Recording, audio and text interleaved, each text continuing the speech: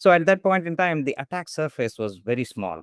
All of these applications were behind the company's firewall, and the IT team was responsible for security. We had to go through all the 114 or so ISO controls, and then Mhm. to make sure employees in all of these locations understand our security policies.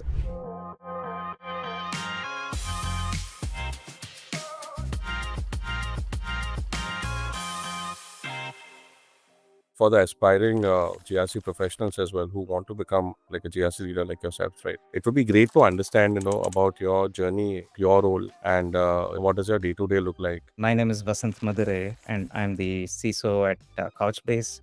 I've been with Couchbase about 4 years now, and all things security is my responsibility at Couchbase.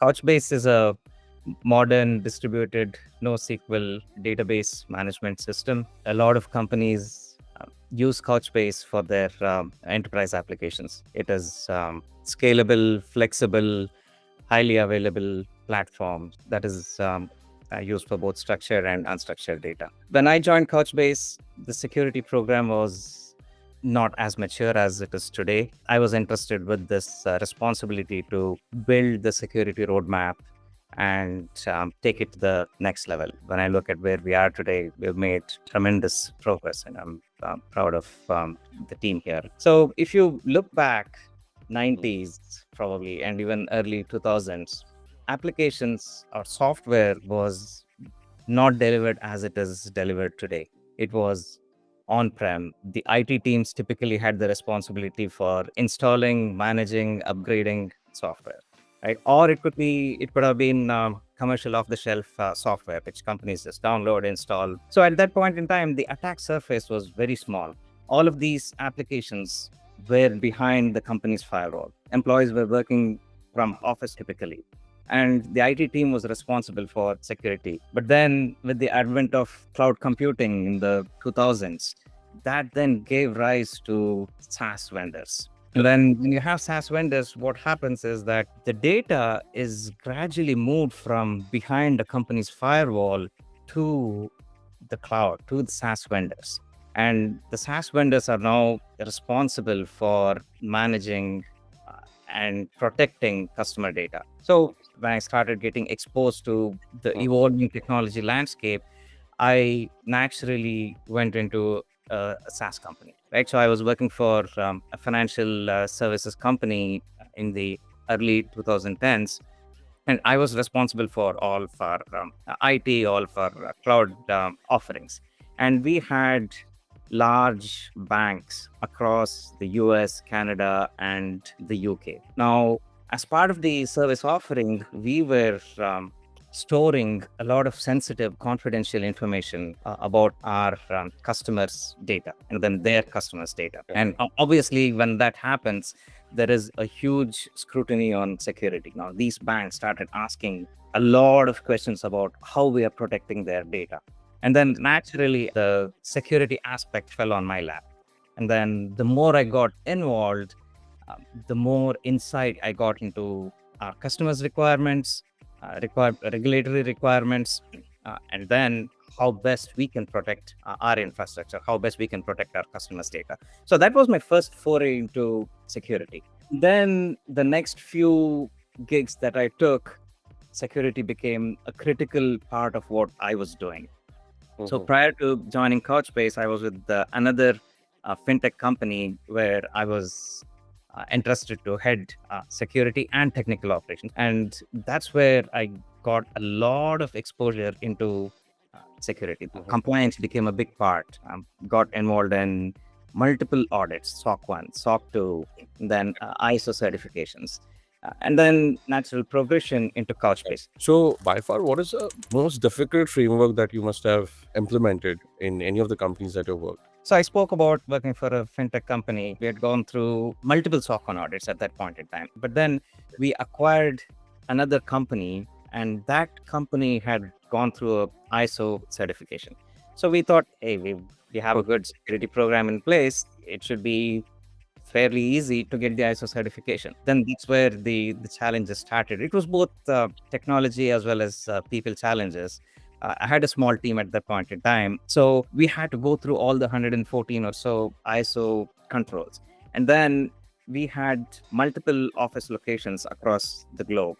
And to make sure employees in all of these locations understand our security policies, understand the significance of the ISO certifications. Unlike today, the audits back then was all in person.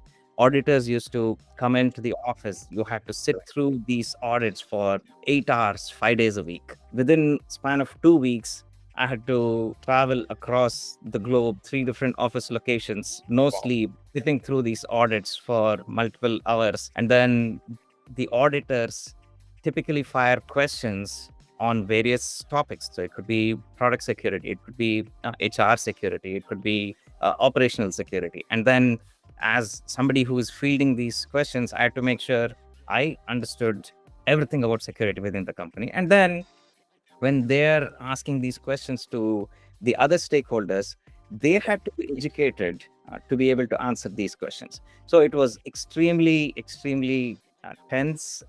But then we came through. I want to ask you, because the absence of failure is your success. What do you show to your founders or your decision makers that showcase that, okay, these are my success measures? So in the security world, they say it's not a matter of if, it's a matter of when something bad happens, right? So to that end, what I've done is laid out a security roadmap, a security framework for the company. And then there's different maturity levels. When you start off, it's extremely difficult for the company to quantitatively measure these security controls. So you start off for a qualitative manner. You have the security roadmap in place, and at each maturity level, there are certain things that you will be implementing, which will take you from the qualitative metrics to the quantitative metrics. And that is where you will be able to demonstrate to your leaders, to the board, on how well your security program is progressing. So failure can happen in multiple ways. It could be a security incident, it could be a lapse in a security control, or it could just be a matter where you've not implemented, or you're not ready with a specific compliance requirement. And that's where the vision comes into play, where I'll have to structure the security program in such a way that we will be able to cater to all different types of customers. Especially our company being a database company, we need to make sure we check all of these different factors. Do companies build like an internal system, or it is like, do you use a third-party tool, or is it more on a spreadsheet? We definitely use a tool. A spreadsheet is convenient, but it's not scalable. If you're just doing, say, one security audit, one compliance program, maybe you can get by using Google Sheets or Excel spreadsheets. But then, as and when you start implementing more controls, as and when you start going through multiple audits, it's humanly impossible for us to track. And at Couchbase, we have a really comprehensive audit program. As I said, we go through SOC 2, HIPAA, PCI DSS, ISO, multiple ISO certifications, and we have a continuous internal audit. We are dependent on the control owners who are spread across the organization. It could be in HR, it could be in product, support, SRE, IT. As I mentioned, humanly impossible to reach out to these various departments for these various audits to collect information, to manage these audits. And that's where these tools come into play. They use a tool for vendor management, for example. Again, company our size, it could be 200 to 300 different vendors. And it's, again, humanly impossible to do this without a tool. And then from a SOC operations perspective, you'll need tools for vulnerability management, you'll need tools for SIM. And then just from an employee perspective, you'd want to protect your company confidential information. You'd want to protect sensitive information. You use tools that are in the DLP space, for example. A lot of tools provide automations. We've been able to use some level of automation, but again, there's always scope for improvement. Can you talk about, in terms of the journey, where you have seen consultants also doing what the tools are doing nowadays, and how is it different? Again, going back to the scale, right? consultants have this wealth of knowledge. Based on their experience and knowledge, they'll be able to provide insights. But at the end of the day, you have to do the work. But then as the company grows, as the company scales, we cannot scale the number of consultants at the same rate. And that's where these tools, these vendors come into play. That's where automation comes into play. Because you mentioned failure, like failure in terms of certain incidences. So where do you think that mainly happens? Is it with third-party vendors? Is it somewhere else? Like where is it more prominent? At most of the incidents, it's the human failure, right? So you have to strengthen your human firewall, because Correct. that is your weakest link. You can have all kinds of technology implemented to protect your network, to protect your laptops, whatever. But one simple mistake by an individual, by an employee, can break things. And then there's always this supply chain attack issues. Yeah. But compared to the human failures, I would say probably the next big thing is supply chain failures. Okay. So what do you do to relax basically over weekends? What do you do to manage burnout? I'm fairly busy during the weekends. I have a large social circle, Why? a lot of social gatherings. I hike a lot. Last year, I probably clocked in about 2,300 miles of hikes. That's something that I do. And then one of the good Interesting. things about hiking is that you're out for 4 to 8 hours on a given day without any cell phone access, forced to stay away from work and work-related stress. That was a big stress buster. I'm a founding member of a non-profit organization. It's called Trivali Kannada Sangha. Throughout the year, we organize about 8 to 10 different cultural events, which is fun. And that's how my social network has grown so much, because as a founding member, I had to interact with so many different individuals, which is great. And then, I play cricket. I watch a lot of cricket. It's my passion. You still get to play cricket there? Like, do you have enough people to play cricket with? There? Oh, just within our small community here, there are about 30 to 40 different cricket teams. There's leagues happening every single weekend.